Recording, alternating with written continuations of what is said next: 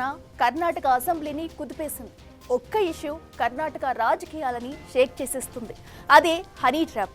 కన్నడ రాజకీయ వర్గాల్లో ఇప్పుడిదే hot topic.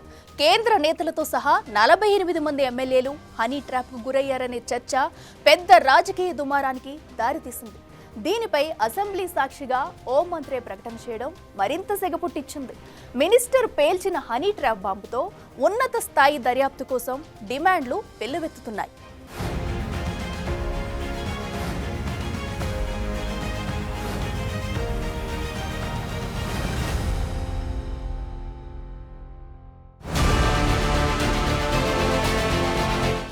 కర్ణాటకని కుదిపేస్తోన్న honey trap దుమారం.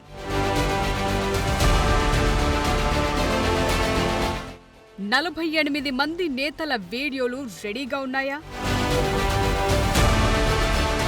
అందర్నీ ఎరగా వేసి అవసరమైన సమాచారాన్ని రాబట్టడమే హనీ ట్రాప్. కొంతకాలంగా ప్రపంచ దేశాల్ని టెన్షన్ పెడుతున్న ఈ హనీ ట్రాప్ సెగ ఇప్పుడు కర్ణాటకని చాలా బలంగా తాకింది. ప్రస్తుతం కర్ణాటక నేతల్ని హనీ ట్రాప్ భయం వెంటాడుతోంది. అసెంబ్లీ సమావేశాల్లోనూ ఈ హనీ ట్రాప్ అంశమే హాట్ డిబేట్ గా మారింది.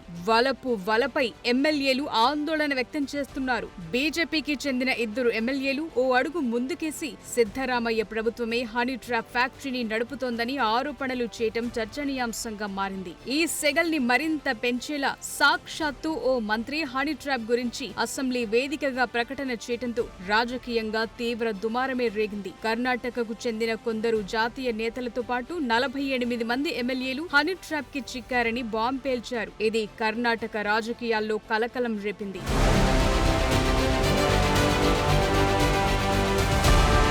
మొదటగా తుమకూరుకు చెందిన ఓ మంత్రిని హనీ ట్రాప్ చేశారనే గుసగుసలు వినిపించాయి. అవే ఇప్పుడు పెద్ద వివాదానికి దారితీశాయి. దీనిపై ఆ రాష్ట్ర మంత్రి కెఎన్ రాజన్నే స్వయంగా స్పందించారు. తుమకూరు జిల్లా నుంచి తాను, హోంమంత్రి పరమేశ్వర మంత్రులుగా ఉన్నామని చెప్పారు. తనతో పాటు బీజేపీ, జేడీఎస్ సభ్యులు, జాతీయ స్థాయి నేతలు సహా 48 మందికి సంబంధించిన వీడియోలను కొందరు తయారు చేశారని, వారిపై చర్యలు తీసుకోవాలని నేరుగా అసెంబ్లీలోనే ప్రకటించడం తీవ్ర చర్చకు దారితీసింది. అయితే ఇదేం కొత్త విషయం కాదని, బాధితుల్లో చాలా మంది హైకోర్టులో స్టే తెచ్చుకున్నారని వివరించారు. ఇప్పుడు తన పేరు ప్రస్తావనకు వచ్చింది కాబట్టి తాను కూడా హనీ ట్రాప్ అంశంపై ఫిర్యాదు చేసేందుకు సిద్ధంగా ఉన్నానన్నారు మంత్రి రాజన్న. ఈ హనీ ట్రాప్ అంశం ఏ ఒక్క పార్టీకి పరిమితం కాదని, దీనిపై ఉన్నత స్థాయి దర్యాప్తు చేయాలని డిమాండ్ చేశారు. హనీ ట్రాప్ వెనుకున్న పాత్రధారులు, సూత్రధారులు ఎవరో తెలుసుకోవాలన్నారు.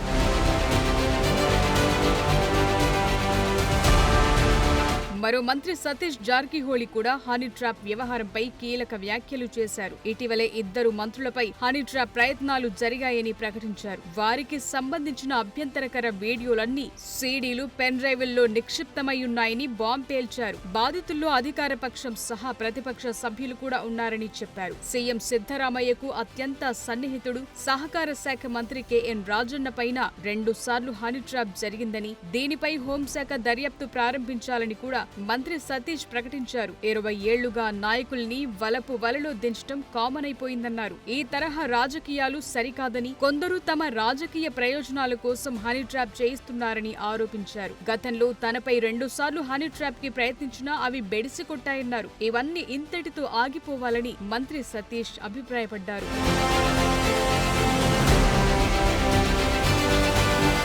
ఇప్పటికే హనీ ట్రాప్ వ్యవహారంపై కర్ణాటక రాజకీయాల్లో తీవ్ర దుమారం రేగుతోంది. ప్రభుత్వం కూడా దీనిపై ఉన్నత స్థాయి దర్యాప్తు ప్రారంభించింది. హనీ ట్రాప్ అనుమానాలున్న సభ్యులెవరైనా ఫిర్యాదు చేస్తే విచారణకు ఆదేశిస్తానని హోంమంత్రి పరమేశ్వర కూడా ప్రకటించారు. ఇలాంటి వదంతులకు ముగింపు పలకాల్సిన అవసరముందన్నారు. మంత్రి రాజన్న కుమారుడు ఎమ్మెల్సీ రాజేంద్ర కూడా తనపై హనీ ట్రాప్ ప్రయత్నం జరిగిందన్నారు. ప్రతిపక్ష నేత ఆర్ అశోక్ కూడా ఈ విషయాన్ని తీవ్రంగా పరిగణించాలన్నారు. ఈ కేసును సిట్టింగ్ జడ్జితో దర్యాప్తు చేయించాలని డిమాండ్ చేశారు.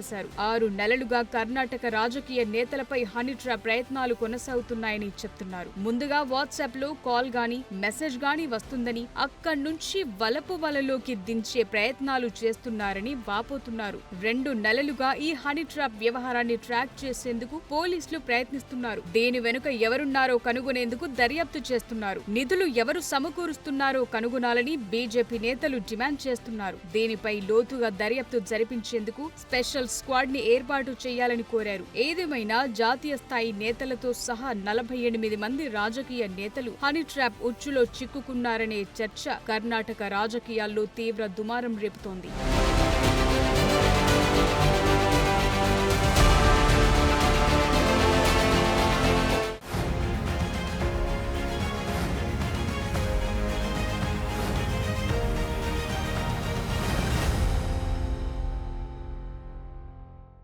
కర్ణాటక నాయకుల్ని హనీ ట్రాప్ చేస్తున్నదెవరు? ఏదో ఒక ముఠ కావాలనే వీళ్లను టార్గెట్ చేసిందా? అన్నీ తెలిసి కూడా ఈజీగా ఎలా దొరికిపోతున్నారు? అసలు కర్ణాటక రాజకీయాల్లో ఏం జరుగుతుంది? Latest honey trap episode effect ఎలా ఉండబోతుంది?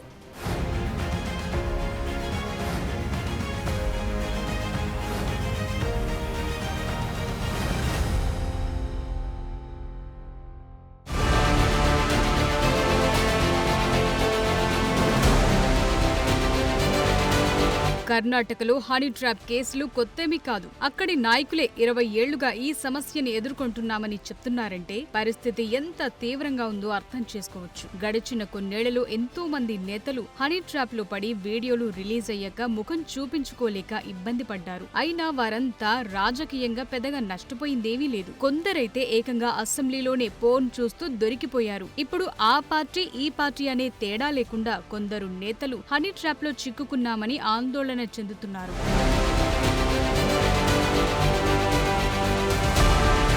నిజానికి కర్ణాటక నేతలకు హనీ ట్రాప్ వ్యవహారం గురించి బాగానే అవగాహన ఉంది. అయినా వాళ్లు ఈ ఉచ్చుకు చిక్కుతున్నారు. తరువాత బ్లాక్ మెయిలింగ్ కి నలిగిపోతున్నారు. బేరాలు కుదరక వీడియోలు బయటకొస్తే పరువు పోతోంది. ప్రస్తుతానికి ఎలాంటి వీడియోలు బయటకు రాకపోయినా ఎమ్మెల్యేలు చాలా మంది హనీ ట్రాప్ లో చిక్కుకుపోయారనే ప్రకటన అసెంబ్లీ సాక్షిగా బయటకు రావటమే రాష్ట్ర రాజకీయాల్లో దుమారం రేపుతోంది. ఇప్పుడు వారంతా బ్లాక్ మెయిలింగ్ ప్రెషర్ కు గురవుతున్నారు. ఇలాంటి ఓ విషయాన్ని అసెంబ్లీలో చర్చకు తీసుకొచ్చారు అంటేనే వారి పరిస్థితి ఎలా ఉందో అర్థం చేసుకోవచ్చనే అభిప్రాయాలు వినిపిస్తున్నాయి. కారణాలేవైనా ఏ పార్టీ అధికారంలో ఉన్న కర్ణాటక నేతలను హనీ ట్రాప్ ఓ భూతంలా వెంటాడుతోంది. ఇప్పుడు బయటకొచ్చిన వివాదం కూడా రాజకీయ వర్గాల్లో తీవ్ర కలకలం రేపుతోంది.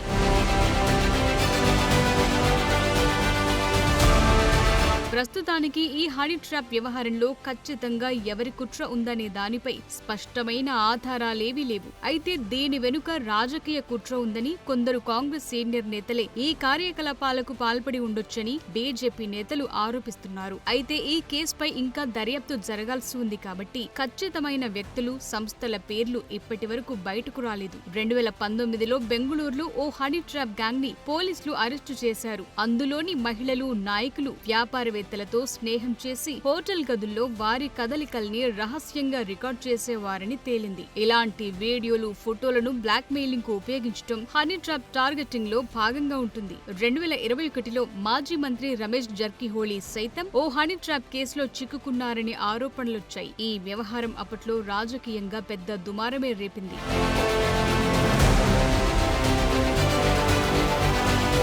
కర్ణాటక నేతలు హనీ ట్రాప్ లో ఎలా చిక్కుకుంటారనేది వారి వ్యక్తిగత బలహీనతలు, రాజకీయ ఒత్తిళ్లపై ఆధారపడి ఉంటుందనే వాదనలు వినిపిస్తున్నాయి. సాధారణంగా అందమైన మహిళలు నాయకులతో సన్నిహితంగా మెలిగి వారిని రాజీ పడే పరిస్థితుల్లోకి ఆకర్షిస్తారు. ఆ తరువాత వారి అసభ్య వీడియోలు, ఫోటోలను రికార్డ్ చేసి వాటిని బయట పెడతామని బెదిరిస్తారు. డబ్బు కోసం కానీ, రాజకీయ లబ్ధి కోసం కానీ ఈ విధమైన ఒత్తిడి చేస్తారు. ఇప్పుడు కర్ణాటక మంత్రి కెఎన్ రాజన్న ప్రకారం 48 మంది నేతలకు సంబంధించిన వీడియోలు, సీడీలు పెన్ డ్రైవుల్లో ఉన్నాయన్నారు. ఈ బెదిరింపుల కారణంగానే నాయకులు లొంగిపోయి వారి డిమాండ్లకు తలొగ్గుతున్నట్టు కనిపిస్తోంది. అయితే ఈ తరహా హనీ ట్రాప్ కేసులు కర్ణాటకలో కొత్తేం కాదు. రాజకీయ, వ్యక్తిగత లాభాల కోసం ఇలాంటి పద్ధతులను ఎంచుకుంటున్నారని సూచిస్తున్నాయి. ఈ కేసులో పూర్తి స్థాయిలో దర్యాప్తు పూర్తయితే గాని ఈ కుట్ర వెనుక ఎవరున్నారు, దేనికోసం ఇదంతా చేశారనే విషయాలు బయటకొస్తాయి.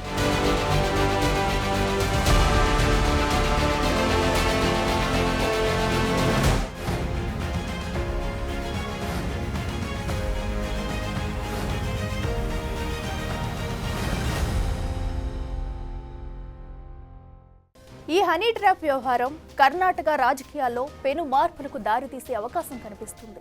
ఈ ఆరోపణలు నిజమైతే దీని వెనుక ఎవరున్నారు, ఏం ఆశించి ఇలా చేశారనేది కీలకంగా మారనుంది. కాంగ్రెస్ ప్రభుత్వం మాత్రం ఈ విషయంలో సీరియస్గా ఉంది. దర్యాప్తులో నిజాలు బయటకొస్తాయా లేక రాజకీయ ఒత్తిళ్ల మధ్య ఈ కేసు పక్కకు పోతుందనేది ఆసక్తిగా మారింది.